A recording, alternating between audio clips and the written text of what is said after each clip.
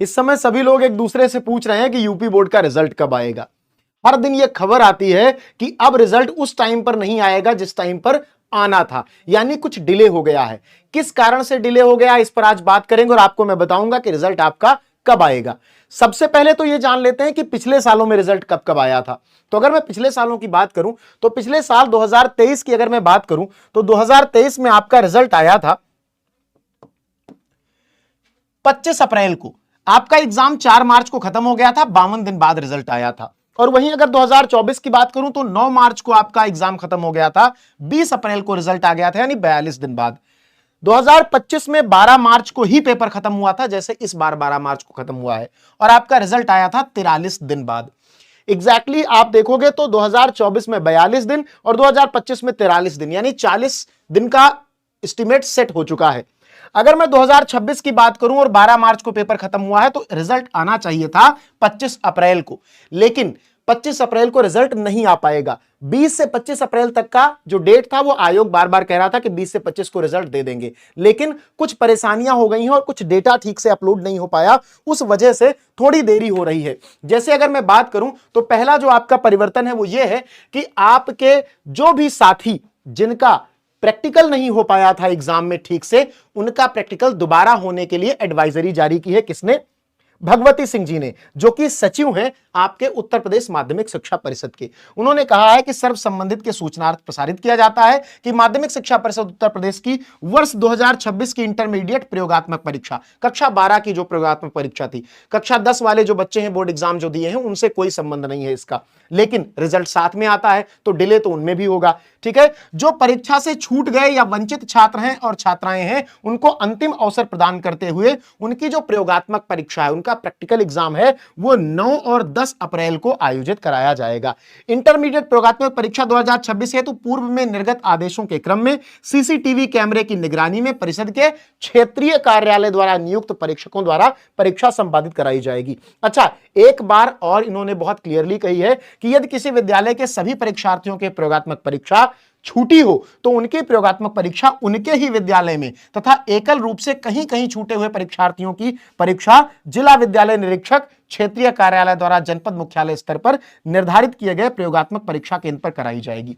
यानी अगर किसी वजह से आपके पूरे स्कूल के कक्षा 12 के बच्चों का प्रैक्टिकल छूट गया था तो उनका प्रैक्टिकल स्कूल में ही होगा, लेकिन अगर आपके स्कूल में ऐसे एक दो बच्चे हैं, मान लो बाहर रहते थे, नहीं आ पाए, एब्सेंट हो गए, तो उनका प्रैक्टिकल कहां होगा यह आयोग तय करेगा। किसी भी सेंटर को निर्धारित कर सकता है जहां पर ज्यादा बच्चे इकट्ठा होकर के वो प्रैक्टिकल ले लेगा, और प्रैक्टिकल लेने के लिए कौन आएगा? जिसको आपका क्षेत्रीय कार्यालय निर्धारित करेगा वही आपका परीक्षा लेने के लिए आएगा। ठीक है, इस संदर्भ में छूटे वंचित छात्र छात्रा अपने पंजीकृत विद्यालय जिला विद्यालय निरीक्षक कार्यालय से संपर्क स्थापित कर प्रयोगात्मक परीक्षाओं हेतु निर्धारित किए गए केंद्र या विद्यालय पर निर्धारित की गई तिथि को परीक्षा में सम्मिलित हो सकते हैं। इस बात का विशेष ध्यान रखिएगा। अगर आपका प्रैक्टिकल छूट गया है तो अपने विद्यालय में संपर्क कर लीजिए। अगर आपका नहीं भी छूटा है तो इस वीडियो को शेयर करके हर बच्चे तक पहुंचा दीजिए, जिससे सबको पता चल जाए कि भाई अगर प्रैक्टिकल छूट गया है तो दे दें, परीक्षा में कोई परेशानी ना हो। अगर एब्सेंट हो गए तो आपको पता है कि फेल ही होना है। प्रैक्टिकल 30 नंबर का होता है, अगर उसमें एब्सेंट रहे तो कैसे 100 नंबर में आपका नंबर चढ़ेगा और कैसे आपका रिजल्ट आएगा। तो यह जानकारी सबके साथ शेयर कर देनी है, यह सबसे जरूरी बात है, तभी आपका रिजल्ट बन पाएगा। और इस वजह से देरी हो सकती है। रीजन क्या है कि जब आप प्रैक्टिकल दोगे तो प्रैक्टिकल का डेटा अपलोड किया जाएगा, उसको मार्कशीट में चढ़ाया जाएगा, कॉपी के साथ जो आपका पुरानी कॉपियां हैं जो चेक हो चुकी हैं उनका नंबर चढ़ाया जाएगा, प्रैक्टिकल का नंबर चढ़ाया जाएगा, जोड़ करके मार्कशीट बनेगी और फिर रिजल्ट जारी किया जाएगा। अच्छा, उस बीच एक और बड़ी खबर आ रही है जो बार बार बच्चे मुझे मैसेज करके बता रहे हैं, वो ये है कि जैसे यहां पर एक बच्चे का मैसेज है, उसको आप देख लो। बच्चा कह रहा है कि सर मैं आपका स्टूडेंट हूं और मैंने 12th का पेपर दिया है।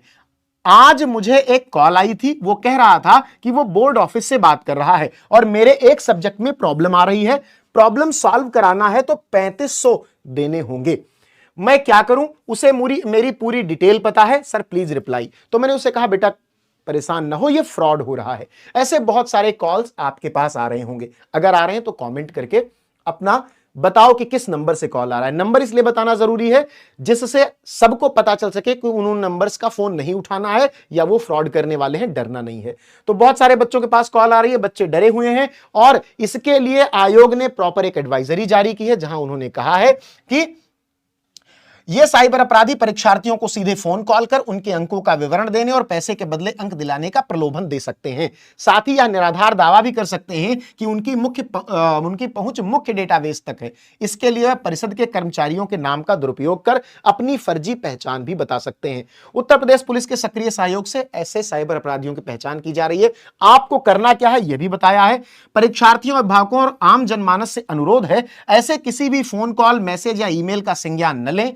परिषद कभी भी व्यक्तिगत रूप से, यानी आयोग कभी व्यक्तिगत रूप से किसी से बात नहीं करता। रिजल्ट आएगा तभी आप देख पाओगे। अपनी व्यक्तिगत जानकारी, रोल नंबर या बैंक विवरण किसी भी अनजान व्यक्ति को न दें।